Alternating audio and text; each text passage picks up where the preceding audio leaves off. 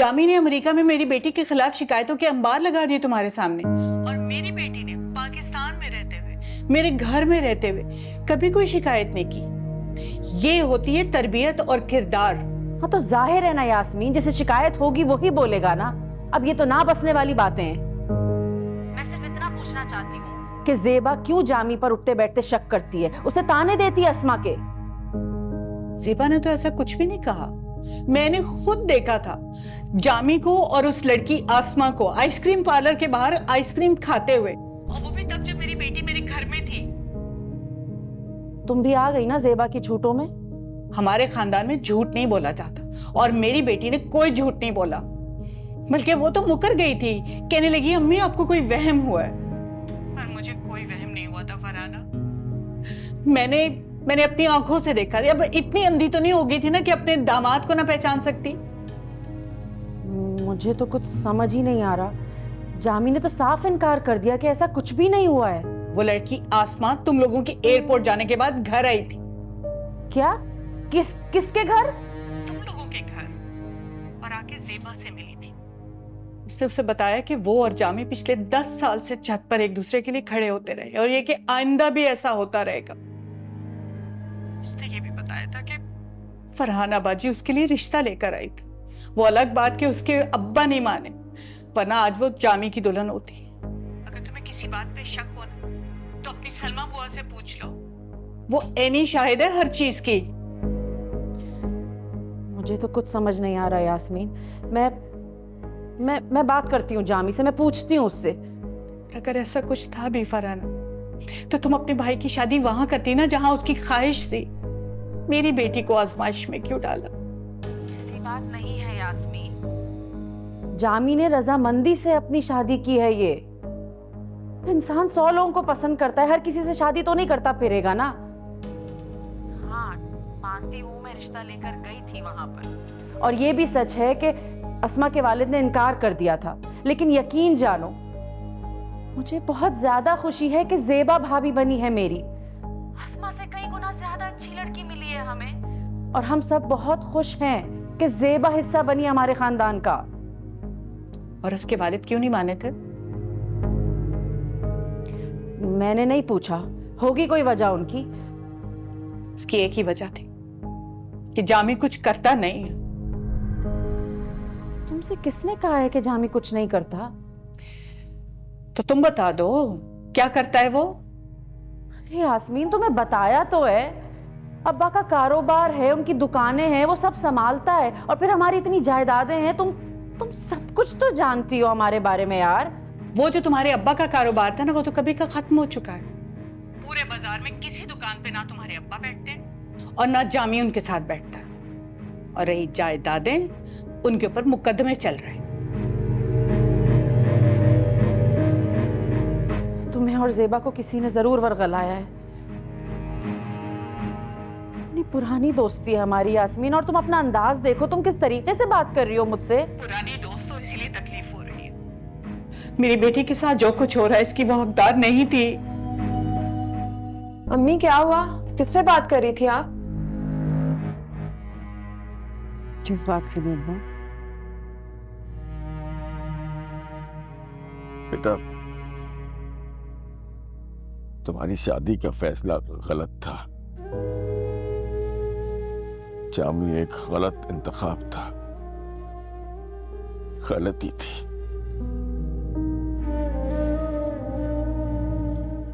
कोई बात नहीं अब्बा,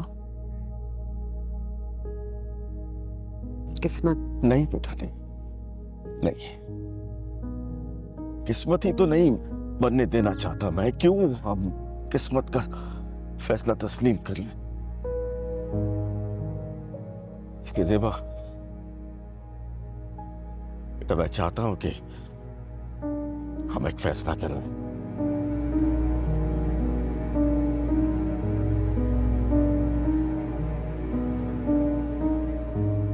बेटा मैं चाहता हूं कि तुम जामी से खुला ले लो। तलाक? ये कैसी बात कर रहे हैं आप अब्बा? बेटा मैं मानता हूं कि ये बहुत बड़ा फैसला है, इतना आसान फैसला नहीं है, लेकिन सेबा एक बार रो लेना सारी जिंदगी रोने से बेहतर होता है बेटा, बेहतर होता है।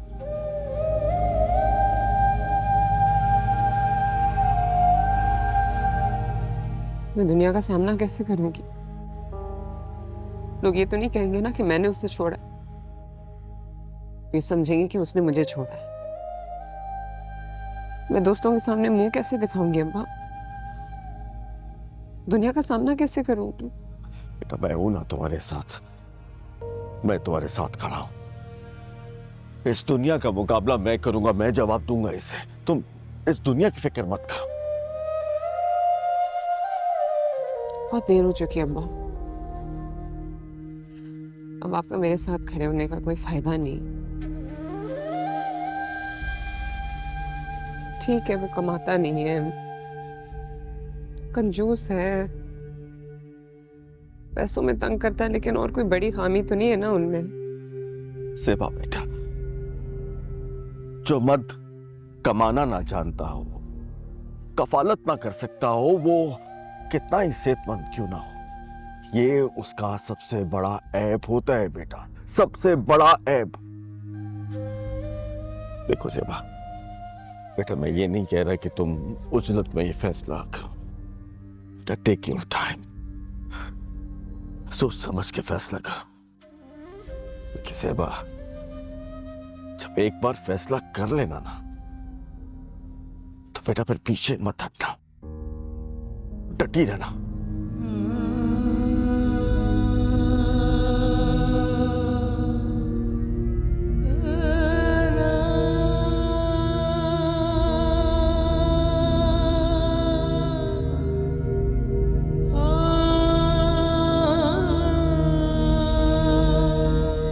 सेबा बेटा, मैं अब तुम्हें वहां भेजना नहीं चाहता,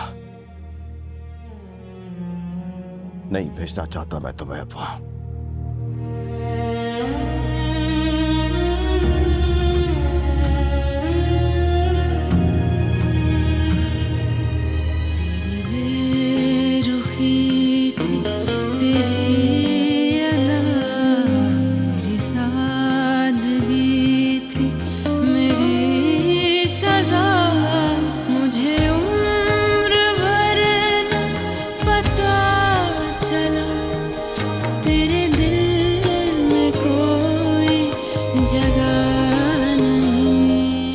हाथ उलझे हुए रेशम में फंसा बैठे हैं, अब बता कौन से धागे को जुदा किससे करें? और क्या क्या गुल खिलाने हैं तुम्हारी सहेली के भाई ने। पहले तो सिर्फ निकम्मा था, और अब औरतों के साथ चक्कर शुरू कर दिया है उसने। मैं बहुत शर्मिंदा हूं, तो आपसे नजरें नहीं मिला सकती और ना ही ज़ेबा से। मुझे क्या ही पता था कि फरहाना का खानदान और उसका भाई इतना निकम्मा निकलेगा। नहीं यास्मीन नहीं, ये शादी इस तरह नहीं चल सकती। मुझे जामी से बैठकर बात करनी होगी हर इशू पर, और उसके बाद मुझे फैसला करना होगा।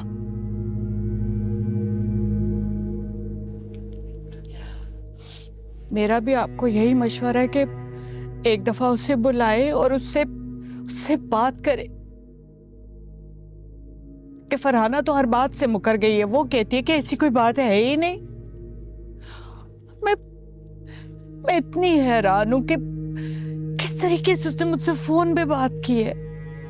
सारी जिंदगी उसने मुझसे इस लहजे में बात नहीं की।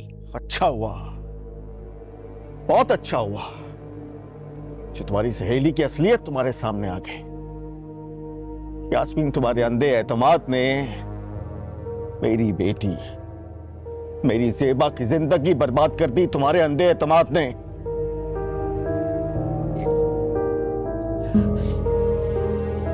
सारा कसूर तो मेरा नहीं है ना। आखिर घर में रहने वाली औरत हो, ऐसी तहकीक तो मर्द करते हैं ना, ये काम आपको करना चाहिए था। लेकिन आपने भी ना तहकीक करने के बजाय बस जल्दी की के ब्याह दो लड़की को। क्यों इल्जाम लगा रही हो मुझ पर? भूल गई हो उस दिन तुम आई थी मेरे पास रुमाल लेकर के, ये देखो तुम्हारी बेटी क्या कर रही है, सीने से लगा के सो रही है, जल्दी से ब्याह दो उसको, ये तुमने कहा था, मैंने नहीं। मेरा कसूर सिर्फ इतना है कि मैंने अपनी बेटी की बजाय तुम पे एतमाद किया। अगर मैं ज़ेबा से पूछ लेता तो आज ये दिन देखना ना पड़ता मुझे। ये है मेरा कसूर। अपने हाथों से अपनी बेटी की जिंदगी बर्बाद करती मैंने।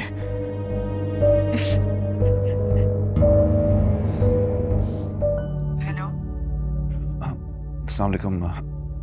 कैसी हो तुम? वालेकुम सलाम, मैं ठीक हूँ। मुझसे हाल नहीं पूछोगी? कैसे हैं आप? बस यार तबीयत ठीक नहीं है, जुकाम है, फ्लू है, और फिर घर में कोई ख्याल रखने वाला भी नहीं।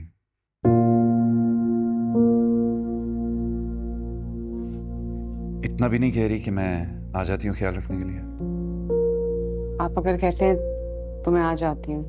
तो आ जाओ ना यार, और किस तरह कहूँ मैं तुम्हें? ठीक है, फिर आप लेने आ जाए। चलो फिर शाम को तैयार है ना? मेरी तबीयत ठीक नहीं है लेकिन फिर भी आ जाऊंगा तुम्हें लेने। जी। तुम्हें पता है तुम्हारे बगैर दिल नहीं लग रहा। लड़ाई तो मैंने तुमसे कर ली, लेकिन अब एहसास हो रहा है कि तुम्हारे ना होने से घर में बहुत फर्क पड़ता है। आप मुझसे बात कर रहे हैं? सेवा यार, और किससे करूंगा मैं बात? एक ही तो बीवी है मेरी। चलो शाम को तैयार है ना? तुम्हें देख के शायद तबीयत भी ठीक हो जाए। और हाँ, अम्मी को कहना खाना जरा ज्यादा बना दें। वो बुआ छुट्टी पे जा रही है ना, तो फिर खाने में थोड़ी तंगी होगी घर में। जी ठीक है। चलो ठीक है, मैं शाम को आ जाऊंगा। खुदा हाफिज। वापस।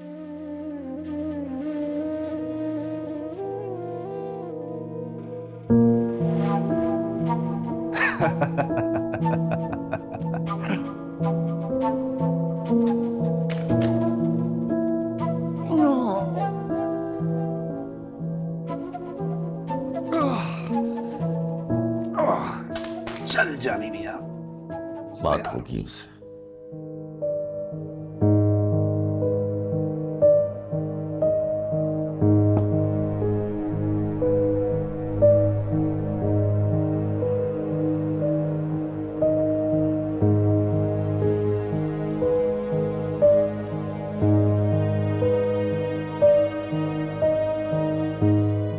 अच्छा,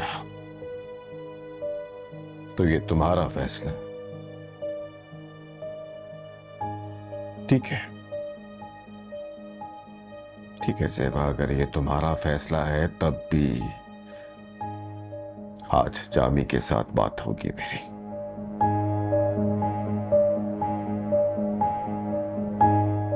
ठीक है अब्बा, लेकिन मुझसे तलाक की बात ना कीजिएगा।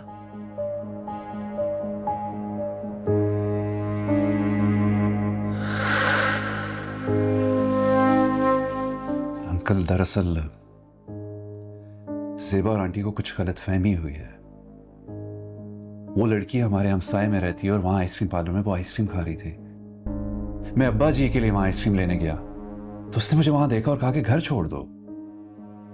उसके अब्बा और मेरे अब्बा सालों से दोस्त हैं, बचपन से हमारा घर में आना जाना है। बस इसी वजह से मैंने उसे हाँ कर दी, वरना और कोई दूसरी बात नहीं है। और आइंदा ऐसा कुछ नहीं होगा। और जाहिर है कि मैं समझता हूं कि मुझे शायद ऐसा नहीं करना चाहिए था।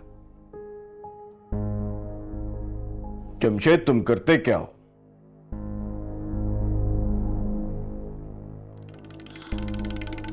अंकल, बस अभी एक नया बिजनेस शुरू किया है रईस भाई के साथ, इंपोर्ट एक्सपोर्ट का। मैं बहुत जल्द आपको उसकी सारी तफसील भी दे दूंगा। अच्छा, इसका मतलब है तुम पहले कुछ नहीं करते थे।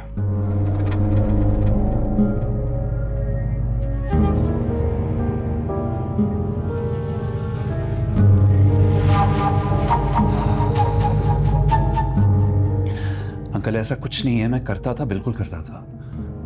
बस वो अब्बा जी की तबीयत की वजह से बिजनेस संभल नहीं सका, उसको खत्म करना पड़ा मुझे। देखिए मेरा इतना तजर्बा है कि मैं 2 मिनटों में बिजनेस खड़ा कर सकता हूँ, उसको चला भी सकता हूँ। और कौन सा बिजनेस 2 मिनट में खड़ा हो सकता है? बिजनेस महीनों में खड़ा होता है, सालों में जाके चलता है, और दिहाइयों के बाद इंसान किसी जगह पहुंचता है, किसी काबिल होता है। समझे? जी।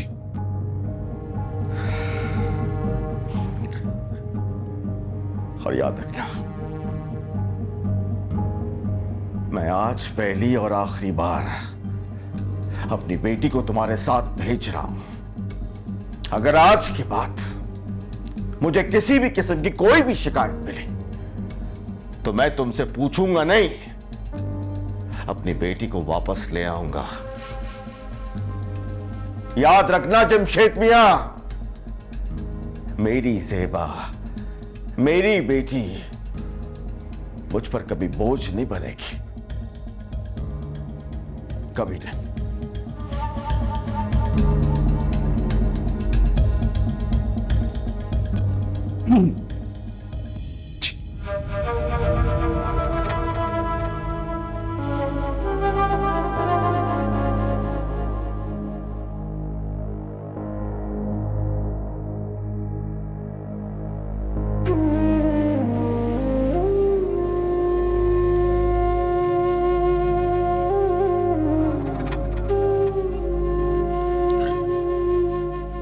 बेटा, आपका पर्स कभी पैसों से खाली नहीं होना चाहिए। ये रखो। नहीं नहीं अब्बा, ये क्या कर रहे हैं? मैं कह रहा हूं ना, अब्बा मुझे इसकी जरूरत नहीं। आप ये तुम्हारा हक है और मेरा फर्ज। मुझे मेरा फर्ज अदा करने से मत रोको। देखो सेब, कि तुम्हारा फैसला है, लेकिन मैं फिर कहता हूं, एक बार बेटा फिर सोच लो। मुझे नहीं लगता कि वो शख्स कभी बदलेगा, और अगर वो कभी बदल भी गया ना, तो मुझे लगेगा कि मेरे अल्लाह को मेरी कोई नेकी अच्छी लग गई है। सोच लो बेटा, एक बार फिर सोच लो।